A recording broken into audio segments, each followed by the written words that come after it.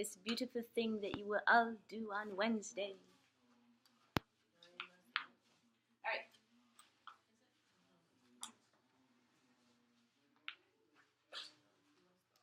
Okay, guys.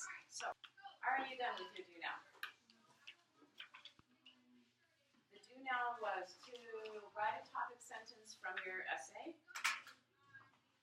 and count how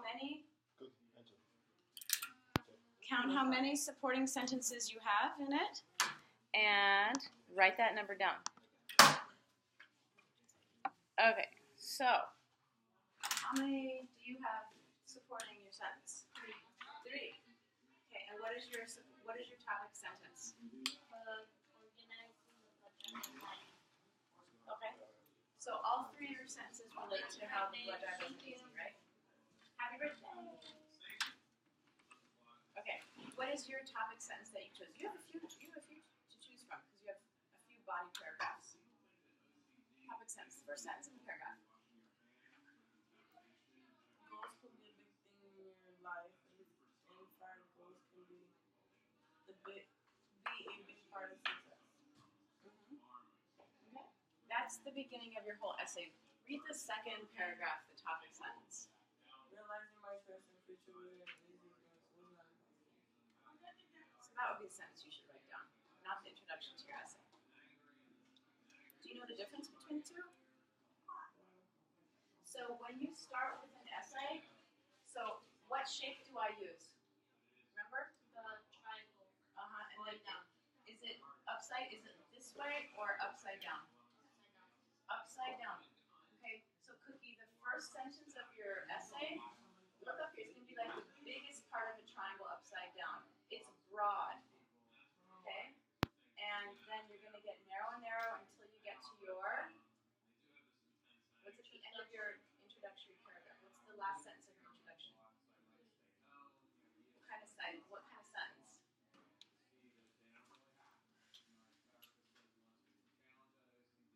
Thesis. Yeah, your thesis. Your thesis, what your essay is about. And I did that with my son, with my essay about kinder music, right? And then at the end of your essay, you're going to restate your thesis in slightly different words and then broaden out to look at the rest of the world kind of thing. Okay? So Cookie, that's why the first sentence of your essay is really general, like this upside down triangle. Okay. All right. Now I was looking at your essays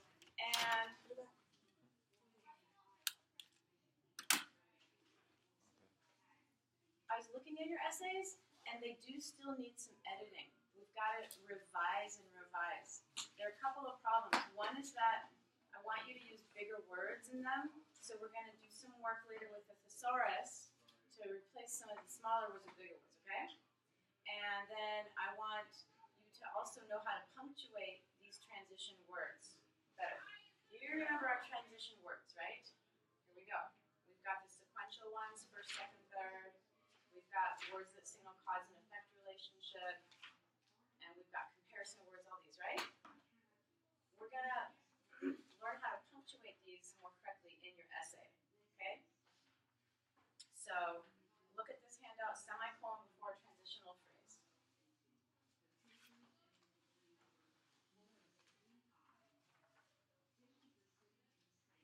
Okay, can you put the phone away, please?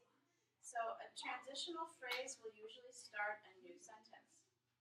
Like we say, first, I'm going to do this, right? But if you would like a smoother transition than having a full stop, you can use a semicolon before a transitional phrase to merge the new sentence with the previous one. There is always a comma after transitional phrase, but not before. So here's an example. Everyone knows he is guilty.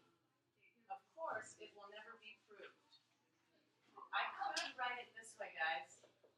I could say everyone knows he is guilty.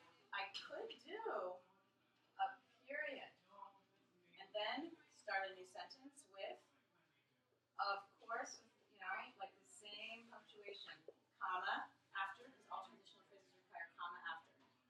Of course, he will, what does it say? It will never be proved. It will never be proved, okay?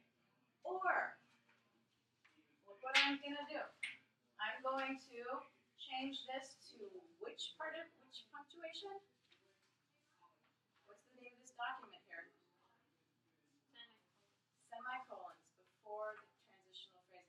Describe to me what the semicolon looks like. You see it there before the of course? Before the of course, Kenneth, right here. Right here. What does it look like? What does this semicolon look like? Cookie, what's the semicolon look like? It appears right before the of course. Not two dots, that's a colon. That's why I'm asking, to make sure you know the stuff, Stephanie. A dot and a comma like that. Like that. Tell me how to write it. Huh? Which one goes on top of what? Okay, so a dot on top of a comma. Okay, guys, that is the semicolon. And then, what am I going to change in this? This is not a new sentence anymore. Uh-huh. The O is going to be what? Not there?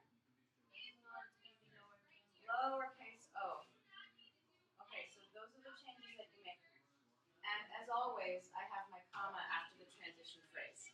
Okay? Or transition word. Let's read through these. Stephanie, can you read the next one, please? Good.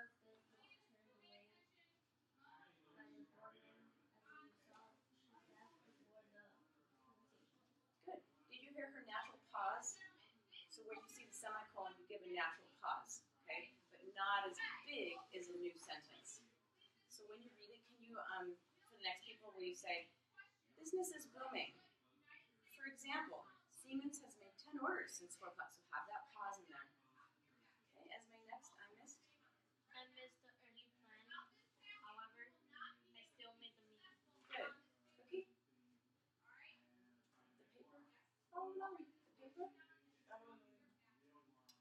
Okay. Kenneth, the paper? Pass. Nice. You can do this. The paper, right here.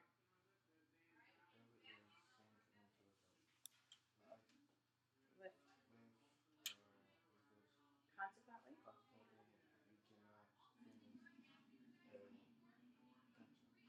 cannot finish the printing. Okay. She does not loathe chess. On the contrary, she quite likes it. What's wrong here?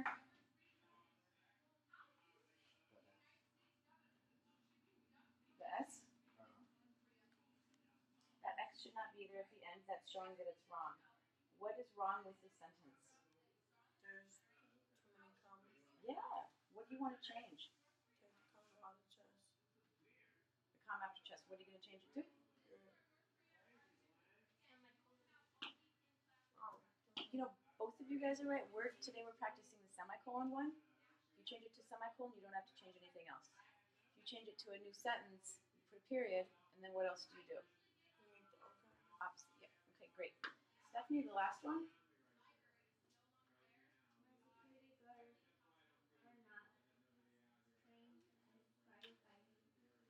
Good. And you kind of pause again. All right. I'm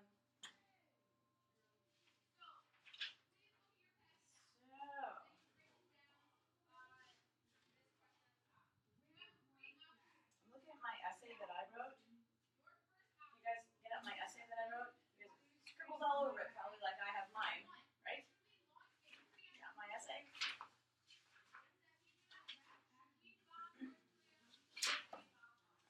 Okay.